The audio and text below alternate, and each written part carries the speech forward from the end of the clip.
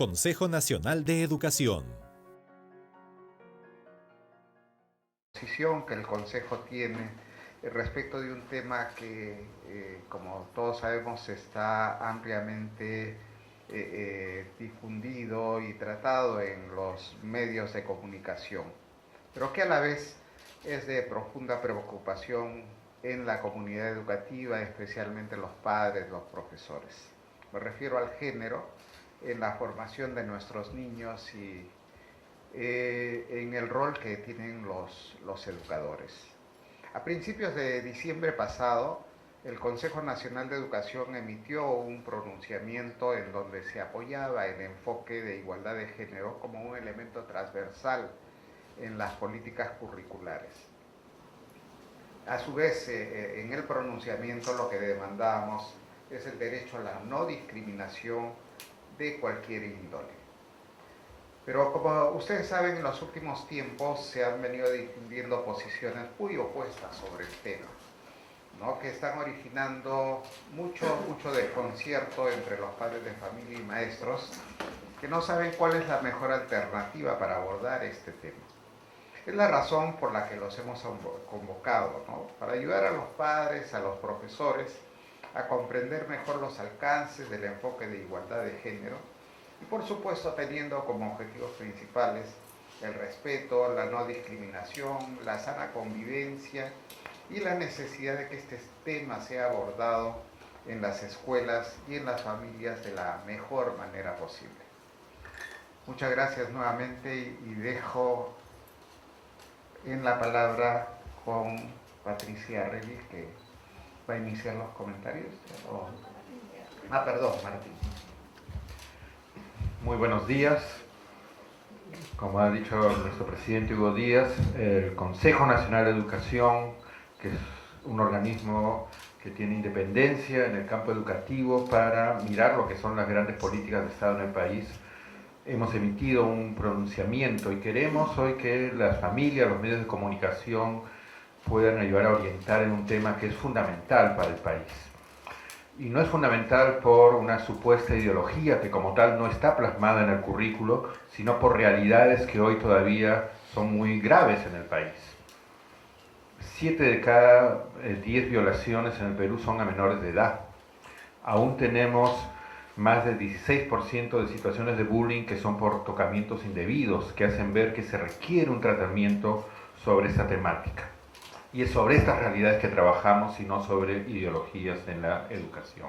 Y por eso, pero también porque la forma en que se entiende hoy el rol de un hombre o una mujer ha ido variando en el tiempo, son aspectos que deben ser tratados en la currícula escolar y en cada salón de clase.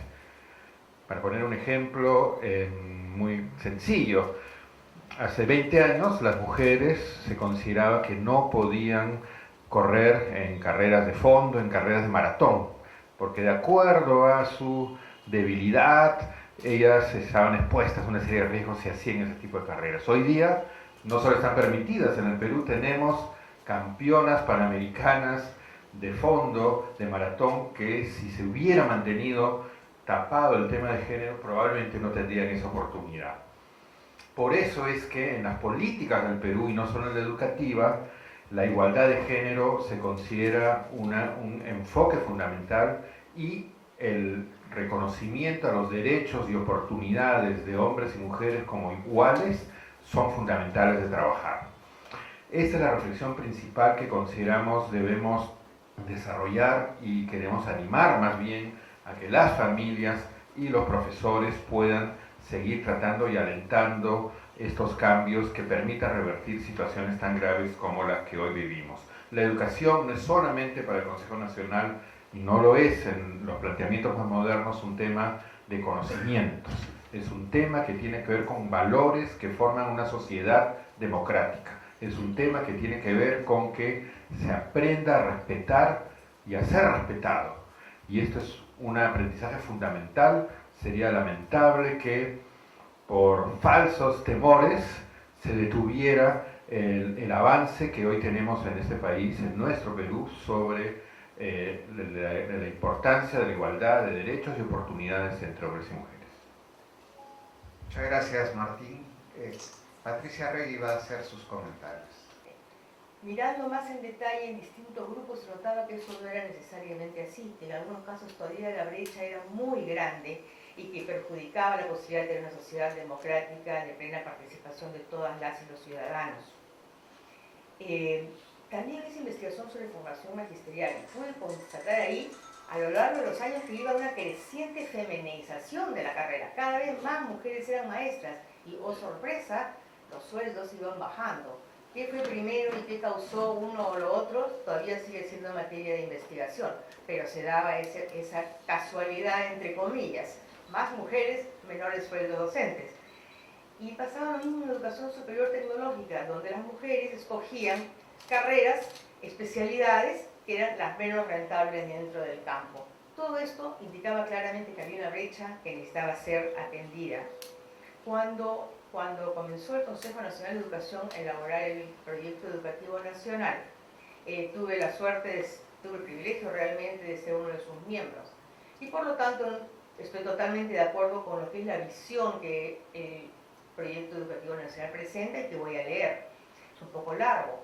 Ahora lo haremos más corto la próxima vez, pero dice: todos desarrollan su potencial desde la primera infancia, acceden al mundo letrado, resuelven problemas, practican valores, saben seguir aprendiendo, se asumen ciudadanos con derechos y responsabilidades y contribuyen al desarrollo de sus comunidades y del país combinando su capital cultural y social y con los avances mundiales. Si algo nomás le reprocharía a esta declaración es que habla de todos, habla de ciudadanos, no habla de todas, y se omite una aspiración que creo que todos tenemos, que todas y todas tienen que, gracias a la educación que han tenido y a otros factores, ser personas felices. Es natural, por lo tanto, creo yo, que el Consejo Nacional de Educación se haya interesado desde el año 2012, cuando comenzó el proceso de revisión del diseño curricular nacional. Hemos mirado con mucha atención, hemos revisado las sucesivas versiones del currículo nacional en detalle, hemos hecho comentarios, hemos hecho llegar nuestras observaciones y sugerencias por múltiples canales, desde el diálogo directo con los responsables, como con cartas formales que están a disposición de todos ustedes en la web del Consejo. Muchas observaciones en cada una de las áreas, en muchos elementos.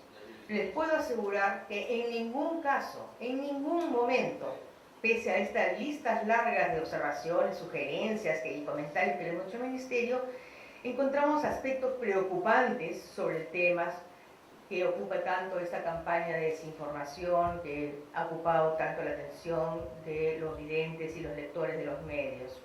No hay nada que sugiera que subyazca al currículo una supuesta o la denominada ideología de género. Léanlo, examinen los programas de inicial, de primaria y secundaria que están disponibles en la web. Por favor, si encuentran algo, háganoslo saber, pero de manera fundamentada, no con eslogans que son vacíos de contenido. ¿Qué encuentro, sin embargo, qué encontramos los miembros del Consejo en el currículo nacional? Una promoción del respeto a la diversidad, un no a la discriminación, un no a la exclusión, al maltrato, al acoso, que tanto afectan el derecho de niñas y niñas que se diferencian de la mayoría, o de los grupos más fuertes, por causa de su origen étnico, por su sexo, por su estatus socioeconómico, por su identidad de género, por su discapacidad física o intelectual. O sea, todo lo que nos hace diferentes, sin caer en cuenta, en realidad, en verdad, que todos somos diferentes, todos somos únicos, todos somos especiales, y de ahí nuestro valor como individuos y como personas humanas. Esto incluye a los niños, y lo he mencionado muy de pasada, pero en particular porque creo que ese es el temor que subyace a toda esta campaña, a niños y niñas que no actúan en conformidad a los estereotipos y a unas normas no escritas que prescriben los momentos y lugares, a lo que ha referido Martín anteriormente, de qué es lo correcto en el comportamiento varonil o femenino, y que ha cambiado muchas veces a lo largo de la historia, y que genera que esos niños sufran en sus casas, en sus comunidades, en sus familias, toda suerte de vejámenes. No voy a mencionar los suicidios, las depresiones, el debilitamiento de la autoestima, la infelicidad, sino también incluso la incapacidad de aprender y desarrollar su potencial pleno.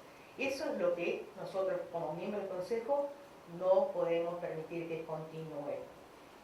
Nos preocupa también lo que entendemos puede ser una resistencia al cambio que tenemos todos. Es difícil cambiar, es difícil adaptarse a los cambios y cada vez son más veloces. Pero nos preocupa también que haya un poco de manipulación.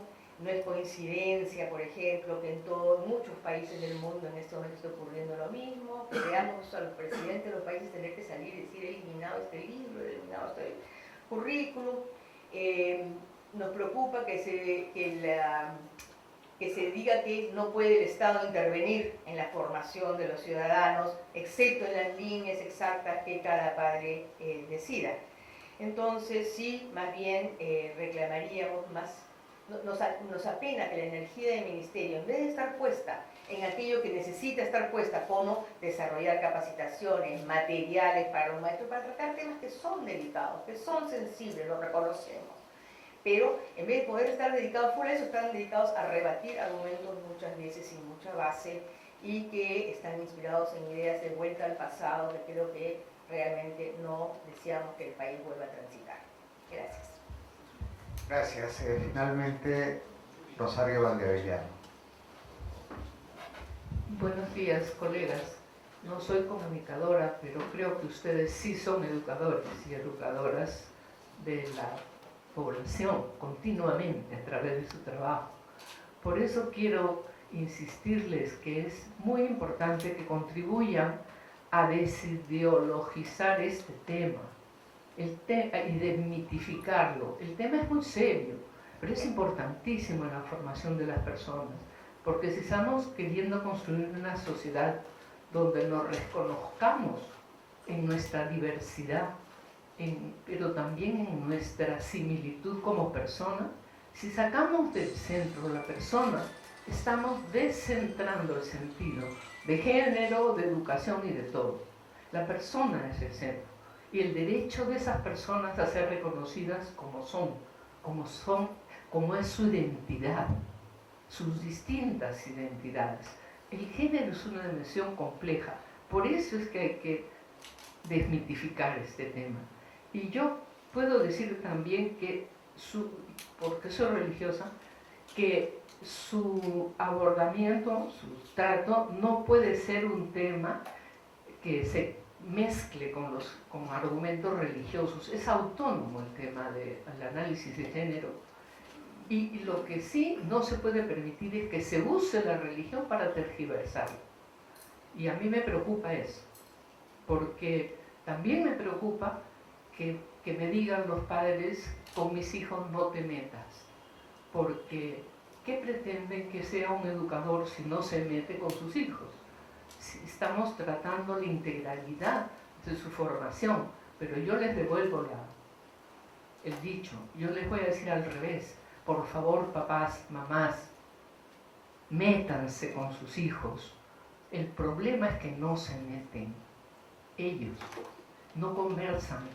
Nosotros somos testigos cotidianamente de las tragedias que viven los chicos en sus casas, de una cantidad de actitudes, iba a decir bárbaras, pero creo que sí lo voy a decir, no me arrepiento, barbaridades ven. ¿Cómo las tratan a las chicas? ¿Cómo tratan al que no siente que está clara su definición de persona? Que se siente incómodo cuando lo clasifican en una categoría y está buscando su propia identidad. Esas son realidades, no son inventos, no es ideología, ya lo han dicho los colegas. Entonces, por favor, hay que tomar el tema con toda su seriedad y abordarlo conjuntamente, educadores y padres y comunicadores. Yo creo que eso es para mí lo más sustantivo. Creo que esta conversa debe llevarnos a cómo colaborar más conjuntamente, a aclarar las mentes. El tema no debe generar conflictos, debe llevarnos justamente a algo más serio, que es una convivencia más respetuosa y incluso a profundizar lo que significa la persona humana. Muchas gracias. Consejo Nacional de Educación.